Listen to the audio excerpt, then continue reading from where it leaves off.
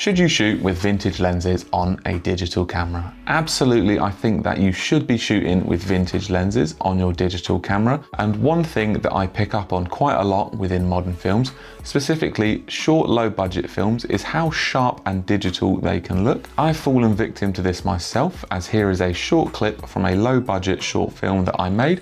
And we shot this on the Blackmagic 6K Pro in 6K, of course, with a 35mm Samyang lens. And while it does look great and retains a lot of detail, in some areas I feel that it is just overly sharp and that the image lacks the same character that you would get when shooting with vintage lenses. So in today's video, I wanted to talk about some of the things to look out for when purchasing and using vintage glass, and hopefully pick out a few scenarios where it is preferable to shoot vintage. So first of all is sharpness. With digital cameras getting better and better and shooting higher resolution images all the time, it means that in general we are seeing a greater level of detail within images. For example, in close-ups of people's faces, you can physically see every single pore on a person's face, which aside from being a little bit gross, it is actually quite distracting for me as a viewer, and I tend to end up hyper-focusing on every little detail of an image instead of seeing the whole image for what it is. But obviously it isn't all down to the camera itself. The lens plays an important factor in how sharp an image will be,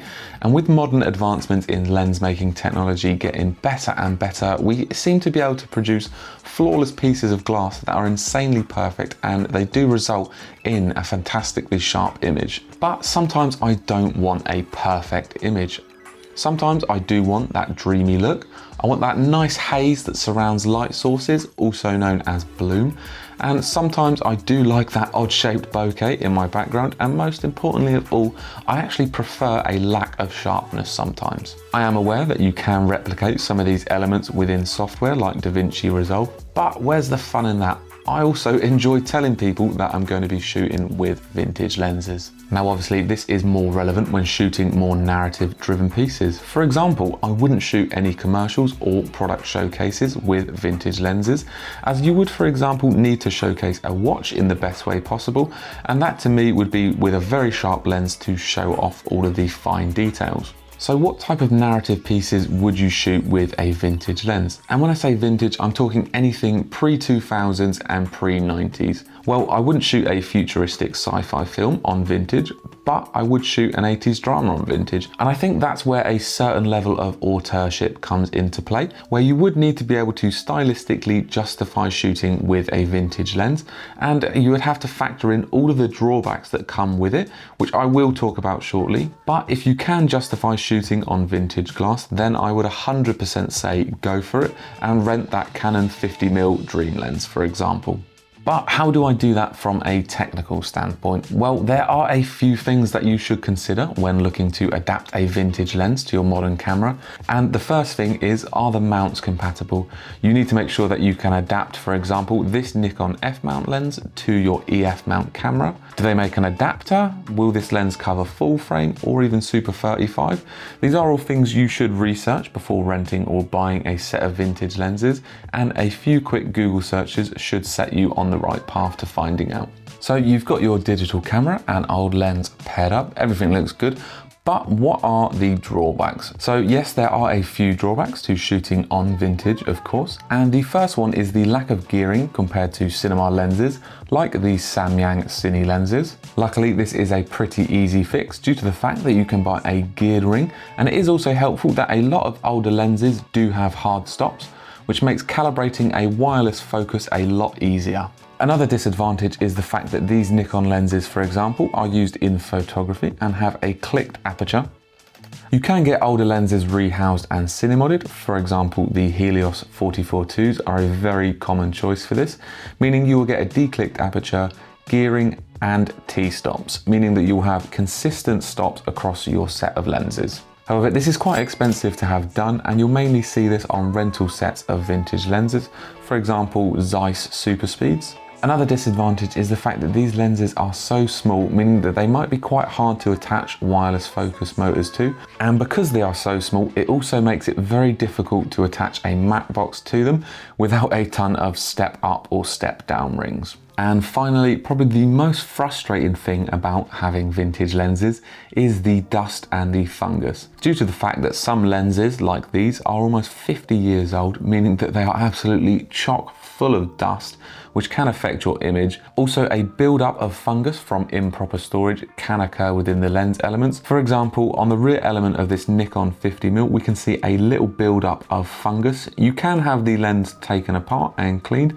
However, this is time consuming and can be quite expensive. It is a shame that this 50mm has a buildup of fungus, but what is pretty cool about it is that fungus actually emits quite a large amount of haze in the image, which you could use to your advantage. Like I said, you can have these lenses cleaned, but because this is quite a cheaper mass-produced lens, it isn't really worth it, and you're probably better off getting one secondhand online that is free of fungus. So always make sure to look out for dust and fungus if you want to purchase or even rent a set of vintage lenses. So with that being said, yes, there are a lot of drawbacks to shooting on vintage lenses. However, in my personal opinion, this is outweighed by the absolutely magical images that they can produce, which will really help make your footage stand out from the crowd.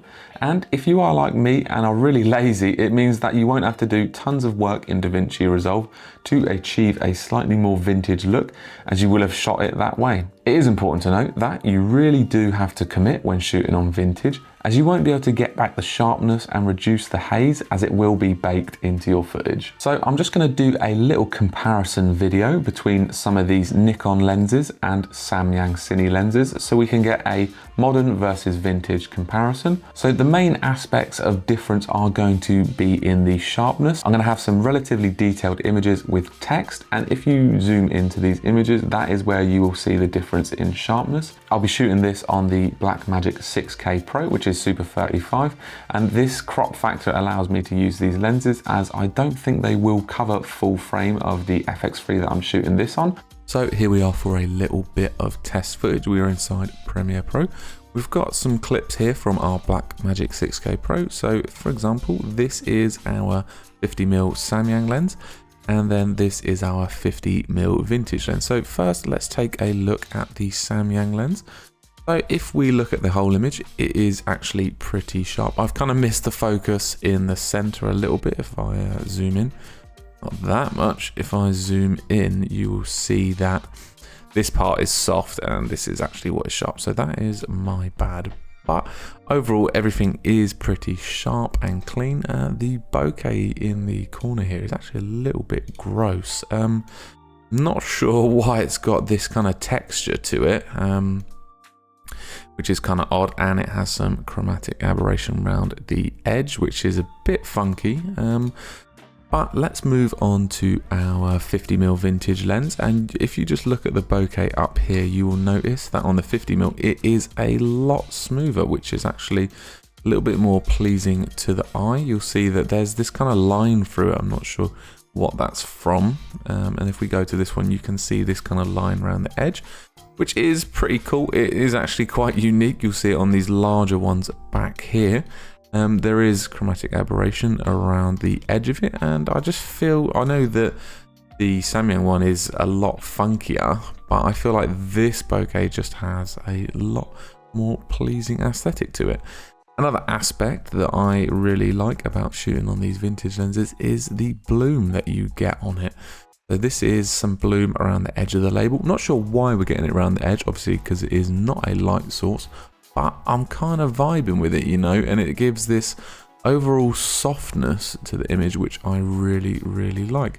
And if you come in really close to the letters, for example, this E, it also has some funky discoloration the further out of the focal point you get, which I actually really like. And overall, it is actually not that sharp, which is what I'm going for when I'm using a vintage lens. But in my opinion, it is a lot nicer shooting with the 50mm. It is just a nice and hazy image, which is what I'm after. But a lot of the time, I do feel like it is personal preference when it comes down to a lot of these elements you're seeing in this image. Depending on what it is I'm shooting, I will either choose a modern lens or a vintage lens. Obviously, I kind of sway towards a vintage lens when it is something narrative based. and I will go for a modern lens when I'm shooting something more modern or a product showcase, that type of thing, which I think this is where the level of auteurship comes into play. What do you need in your image? Do you need this hazy, dreamy look, or do you need a slightly more clinical look? Obviously, there is also a color difference in these lenses, which I wouldn't personally worry about, as a lot of this can be fixed in post with color correction. Obviously, this is slightly warmer and this has this bluey greeny tint to it. Don't worry about that, as that can be fixed. It's mainly the elements like the bokeh and the haze and lack of sharpness that I'm after. So I hope you guys did enjoy this video, and I hope that you will consider shooting on vintage lenses in the future, as there are so many benefits to shooting on vintage glass. If you think that I missed anything important regarding shooting on vintage lenses, please leave me a comment in the comment section down below. Also, please consider liking and subscribing, as it helps the channel out a lot. Thanks for watching, and I will catch you guys in the next one.